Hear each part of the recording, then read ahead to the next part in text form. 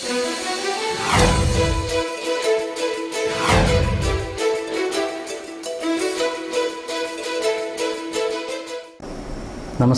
JN న్యూస్కు స్వాగతం. నా పేరు మన్మధరావు. ఈరోజు వార్తల్లోని వివరాలు.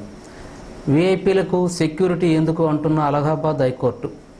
మంత్రులు వీఐపీలు భద్రతకు ప్రభుత్వం కోట్ల రూపాయలు ఖర్చు పెడుతుందని రాజీనామా చేసిన అధికారి లాంఛనాలు అనుభవిస్తున్న మంత్రులు మన మధ్య చాలామంది ఉన్నారు.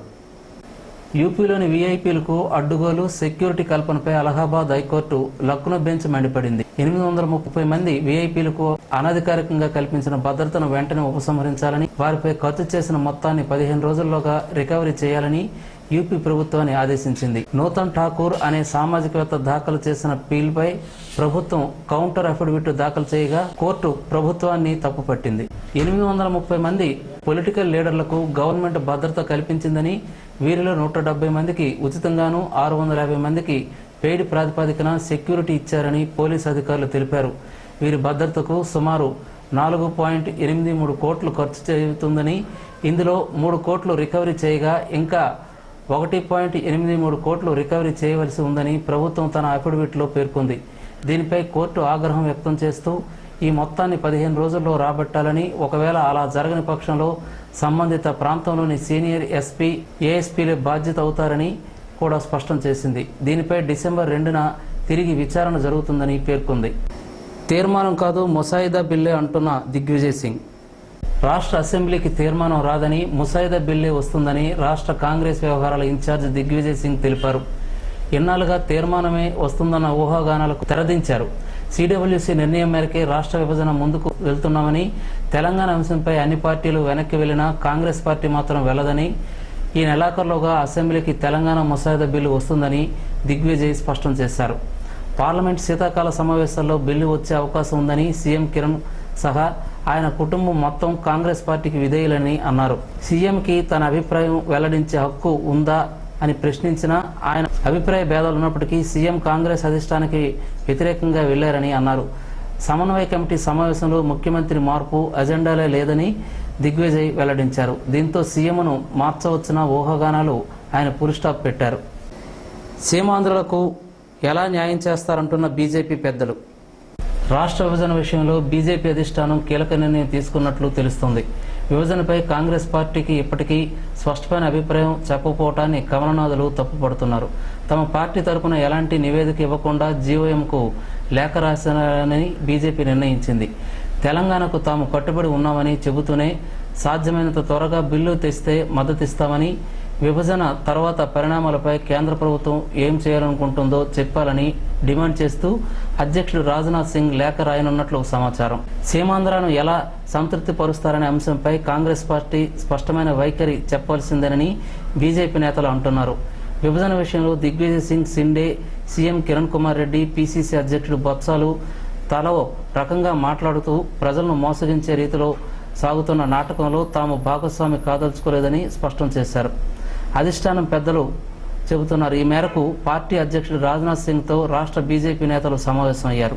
కీలక నిర్ణయాలపై అధికార పార్టీ ఏం చెబుతుందో ఆలోచించి అప్పుడు తమ నిర్ణయాన్ని వెల్లడించాలని భావిస్తుంది. రాష్ట్రం నుంచి జీఓఎంకు 2 అభిప్రాయాలు చెప్పి నేతలు చేతులు దులుపుకుంటున్న కాంగ్రెస్ మనల్ని ఎలా సూచనలు అడుగుతుందని నేతలు చర్చించుకున్నారు.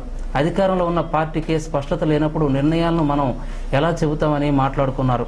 ప్రజలను మోసగిస్తూ మనల్ని అభిప్రాయం అడిగే హక్కు వారికి ఎక్కడుందని రాజ్నాథ్ సింగ్ అన్నట్లు తెలిసింది.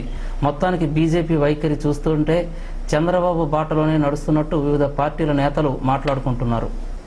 శ్రీకాకుళం పట్టణంలో రోడ్లన్నీ తుఫాను తర్వాత అస్తవ్యస్తమయ్యాయి. ఎటు చూసినా గోతులమయం. ప్రజలు ప్రయాణానికి నానా ఇబ్బందులు పడుతున్నారు. రోడ్డు పనులు ఎప్పటికి పూర్తి చేస్తారో ఎవరికీ అంతుపడడం లేదు. దీనిపై జేఎన్ న్యూస్ ప్రత్యేక దృశ్యాలు.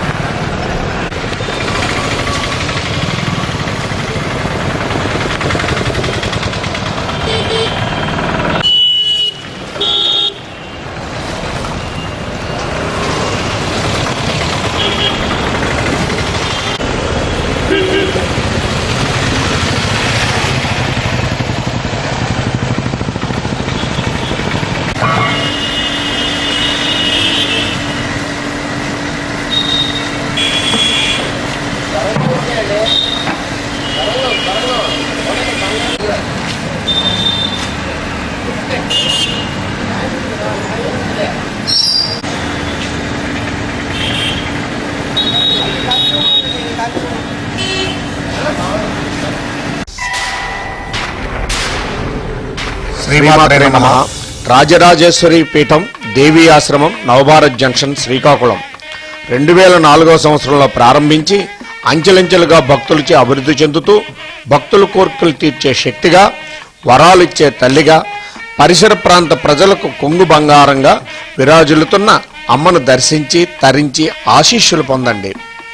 ఉగాది శ్రీరామనవమి ఉత్సవాలతో ప్రారంభమై గణపతి నవరాత్రులు, శరన్నవరాత్రులు, అభిషేకాలు, పౌర్ణమి శ్రీచక్రార్చనలు, నిత్య పూజలు జరుపబడను. ప్రపంచ చరిత్రలో అత్యద్భుతం 1001 శ్రీచక్రమేరుల ప్రతిష్ట 2013 నవంబర్ 15వ తేదీ ఉదయం 6:47 జరుగును. శ్రీచక్రమేరుల నుండి ఉద్భవించే శక్తి ప్రపంచ వ్యాప్తంగా వ్యాపించును. ఆ శక్తి దేశ శ్రేయస్సు మరియు ప్రపంచ శ్రేయస్సుకు తోడ్పడను. శ్రీ విద్యోపాసకులు శ్రీ తేజోమూర్తుల బాలభాస్కర శర్మ గారి ఆధ్వర్యంలో అమ్మ అనుగ్రహంతో జరుపబడుచున్న శ్రీచక్ర ప్రతిష్టా మహోత్సవంకు భక్తుల అందరికీ హృదయపూర్వక ఆహ్వానం. దేవీ ఆశ్రమం నవభారత్ జంక్షన్ శ్రీకాకుళం.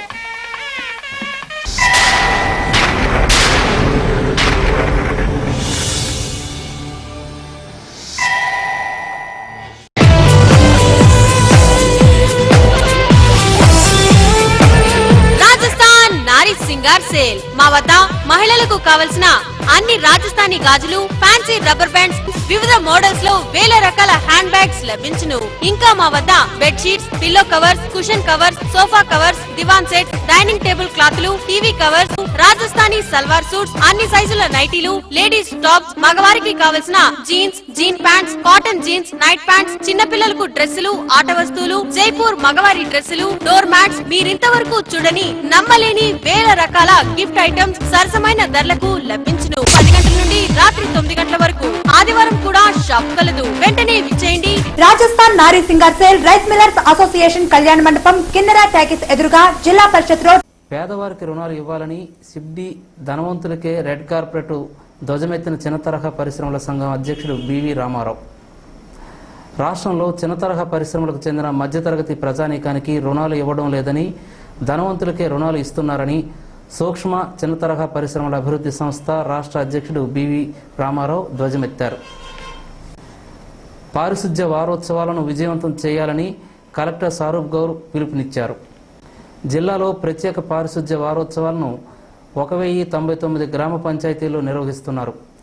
ఈ వారోత్సవాల గ్రామాల్లో ప్రజలకు అంటువ్యాధుల వ్యాప్తి, వాటి నియంత్రణ పద్ధతులపై ప్రజలకు అవగాహన కల్పించాలని ఆదేశించినట్లు అధికారులు తెలిపారు. స్టాఫ్ నర్సు పోస్టుల్లో అక్రమాలు, ప్రాథమిక ఆరోగ్య ఉద్యోగులే మధ్యవర్తిత్వం ఆరోపణలపై కలెక్టర్ సీరియస్, అంతా మంత్రి కొండ్రు సోదరుని ఆధ్వర్యంలో జరుగుతున్నాయని ఆరోపణలు. జిల్లా వైద్య ఆరోగ్య శాఖలో RCH2 పథకం క్రింద 45 స్టాఫ్ నర్సుల పోస్టులకు పైరవీలు జోరందుకోవటం గమనార్హం. జిల్లా వైద్య ఆరోగ్య శాఖ అధికారి కార్యాలయంలో ఒక ప్రధాన పోస్టులో ఉన్న ఒక అధికారి, ప్రాథమిక ఆరోగ్య కేంద్రంలో పనిచేస్తున్న ఒక ఉద్యోగి అనే వ్యక్తులు ఈ పోస్టు భర్తీలో పైరవీలకు సూత్రధారులుగా వ్యవహరిస్తున్నారని, అంతా మంత్రి కొండ్రు సోదరుడు జగదీష్ అంతా చక్రం తిప్పుతున్నారని ఇంటర్వ్యూలకు వచ్చిన వారు బహిరంగంగా పాత్రికేయుల ముందు విమర్శలు చేయటం విశేషం. వాస్తవంగా మొదట తయారైన జాబితాల్లో కేవలం 808 దరఖాస్తులు చూపించినా రిజిస్టర్ పోస్టులో వచ్చిన దరఖాస్తులను ఈ జాబితాలో ఉంచకపోవటం విడ్డూరమని పలువురు వాదన. దీనిపై కలెక్టర్ ఫిర్యాదుల అందడంతో కలెక్టర్ ఆరా తీయగా మరిచిపోయిన వారు 6 దరఖాస్తులను మరలా చేర్చడం జరిగింది. ఎంపికైన దరఖాస్తుదారుల వివరాలను నిన్నటికే ప్రకటించవలసి ఉన్నప్పటికీ ఆ విధంగా జరగలేదు. శుక్రవారం ఉదయం 10 గంటలకు లిస్టులను పెడతామని చెప్పి డిఎంఎండ్హెచ్ఓ ఆఫీసుకు వచ్చిన వెంటనే కలెక్టర్తో బ్యాంకర్స్ మీటింగ్ ఉందని వెళ్లిపోవడంతో పలు అనుమానాలకు తావివ్వటం విశేషం. రాత్రి ఆమె తన ఇంటికి కంప్యూటర్ CPUని కూడా పట్టుకుని వెళ్లిపోయినట్టు కూడా పలు వాదనలు వినిపించడం అదేవిధంగా ఈ పోస్టులో భారీ స్థాయిలో పైరవీలు జరుగుతున్నట్టు పత్రికల్లో వార్తలు వచ్చిన నేపథ్యంలో జిల్లా కలెక్టర్ కల్పించుకుని డిఎంఎండ్హెచ్ఓకు చేవాట్లు పెట్టినట్లు విశ్వసనీయ సమాచారం. ఆ తరువాత తయారు చేసిన జాబితాను అదనపు జాయింట్ కలెక్టర్ చేత పరిశీలించిన తరువాత మాత్రమే తాను సంతకం చేస్తానని కలెక్టర్ షరతు విధించారు. దీంతో జాబితా విడుదల సందిగ్ధంలో పడింది. కలెక్టర్ కార్యాలయంలో తయారు చేయవలసిన జాబితాను ఈ ఇద్దరు సిబ్బంది సహాయంతో డిఎంఎండ్హెచ్ఓ ఇంటి వద్ద దరఖాస్తుల పరిశీలన అసమ్మధీయుల ఎంపిక చేసినట్లు తెలిసింది. డిఎంఎండ్హెచ్ఓకు డాక్టర్ గీతాంజలి అండదండలతో ఈ ఇద్దరి అధికారులు చక్రం తిప్పుతున్నారు.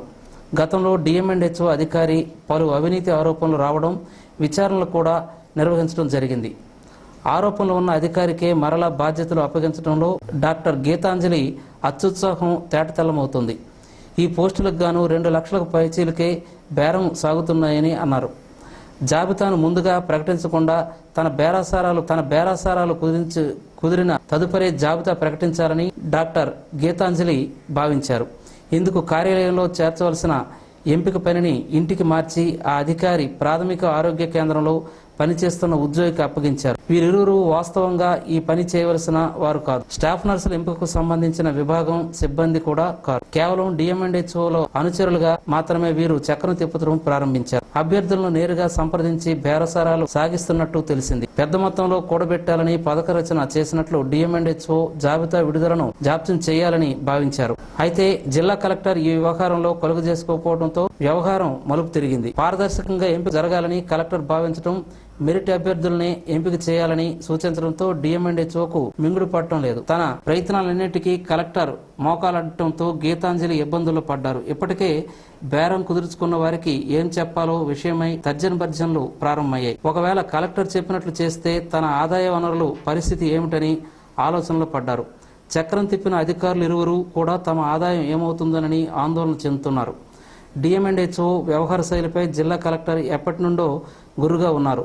ఒక దశలో ఆమెను ప్రభుత్వానికి సరెండర్ చేయటం కూడా జరిగింది. అయితే ఆ తరువాత వైద్య శాఖ రాజకీయ ఒత్తిడితో కలెక్టర్ తన నిర్ణయాన్ని మార్చుకొని ఆమెకు చేవట్లు పెట్టినా ఆమె తన వ్యవహార శైలిని మార్చుకోపోవడంతో ఆరోగ్య శాఖకు చెందిన అనేక సమీక్షా సమావేశాల్లో కూడా కలెక్టర్ బహిరంగంగా డిఎంఎండ్హెచ్ఓకు ఆమె సిబ్బందికి అందరి ముందు చేవట్లు పెట్టడం జరిగింది. అయినా అదే శాఖకు ఇప్పుడు మరో తప్పు జరగటం, అది కూడా నిరుద్యోగులకు చెందినది కావడంతో కలెక్టర్ మరింత సీరియస్గా ఉన్నట్లు బోగట్ట.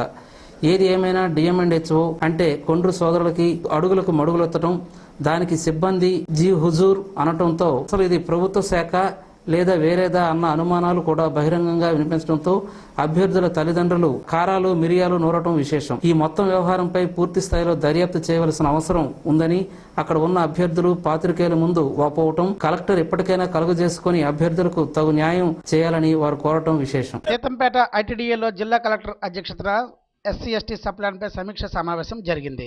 ఎస్సీ ఎస్టీ సప్లాన్ నిధుల వినియోగం గురించి, అమలు చేసిన పనుల గురించి కలెక్టర్ అధికారులతో చర్చించారు.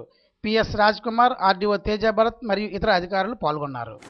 చట్టబద్ధమైనటువంటి భద్రత ఇంకా ఏదైతే ట్రైబల్ ఏరియాలో డబ్బులు ఇవ్వాలో, ఏ కార్యక్రమాలు ఏదైతే చేపట్టాలో ప్రతి డిపార్ట్మెంట్ నుంచి ఏదైతే టైప్ ఆఫ్ సప్లై ఫండ్స్ ఖర్చు పెట్టారో వాటిని ఇప్పుడు ఒక యాక్ట్ రూపంలో తీసుకురావడం జరిగింది. దానిలోకి ఏమైనా జిల్లాధికారులతో డిపార్ట్మెంట్ వాళ్ళు కూడా ఇక్కడికి రావడం జరిగింది. ఆర్డబ్ల్యూఎస్ కావచ్చు, పంచాయతీరాజ్ కావచ్చు, ఆర్ఎండ్ కావచ్చు, ఇంకా వేరే డిపార్ట్మెంట్ కావచ్చు. ముఖ్యంగా ఇవాళ మీటింగ్ లో మనం ఏవైతే ఇంద్రమ్మ కళలు గ్రామ సభలు చేశామో ఆ గ్రామ సభలు చేసుకొని ఎస్సీ సప్లాన్ అట్లానే ఎస్టీ సప్లాన్ లో కూడా అక్కడ ఏమి ఇంకా మౌలిక సదుపాయాలు ఏం అవసరాలు ఉన్నాయో వాటిని కల్పించుకోవడానికి మేము కొన్ని యూనిట్ సస్పెండ్ చేశాము.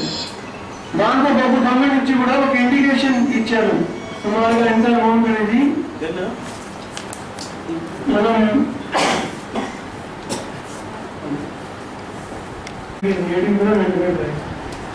ఇవి కాక ఇంకా మానిటైజేషన్ అయితే ఆర్ఎంఎస్ఏ ఎన్ఆర్హెచ్ఎల్ ఏ విధంగా దాన్ని వాడుకోవాలో అనే దాని గురించి వాళ్ళు ఇక్కడ పెట్టి ఉన్నాము. CCDP comprehensive development conservation development programme, comprehensive development programme, దాని కింద ఏ మెంబర్స్ ప్రపోజ్ చేయాలి. సో ఈ విధంగా ఈ సంవత్సరం నుంచి ఇంద్రమ్మ కళాల్ కార్యక్రమం భాగంగా ఇండివిజువల్ నీడ్స్ తీసుకున్నాము, అదేవిధంగా కమ్యూనిటీ నీడ్స్ కూడా తీసుకుంటున్నాము. ఫండ్స్ అలొకేషన్ మనకి వచ్చింది కాబట్టి ఇంకా జూన్ చేయాలా, దాని గురించి ఒక సదస్సులాగా ఇవాళ సదస్సులాగా మరియు మీ వైపు నుంచి ప్రపోజల్స్ కూడా తీసుకొని డిస్కస్ చేయడానికి ఇవాళ ప్రోగ్రామ్ పెట్టాం. సో ముందు ఏదైతే ట్రైబల్ వెల్ఫేర్ డిపార్ట్మెంట్ నుంచి ఇప్పటికే 18.95 crore రూపీస్ ఇవ్వాల్సి ఉన్నాయో దాని గురించి చేస్తారు. నేను ఒక ఐటమ్ అంత వరకు వారిగా చెప్పండి. ఇండివిజువల్ సార్ నమస్కారం sir. Tribal welfare subplan TSP 30లో 24 వరకు 18.95 crores మంజూరు చేశారు సార్. 5 హెడ్స్ కింద. One is building for school complexes, second one is educational infrastructure, third one is article. ఈ వార్తలు ఇంతటితో సమాప్తం. చూస్తూ ఉండండి ప్రతి దృశ్యం ప్రజాపక్షం జే న్యూస్.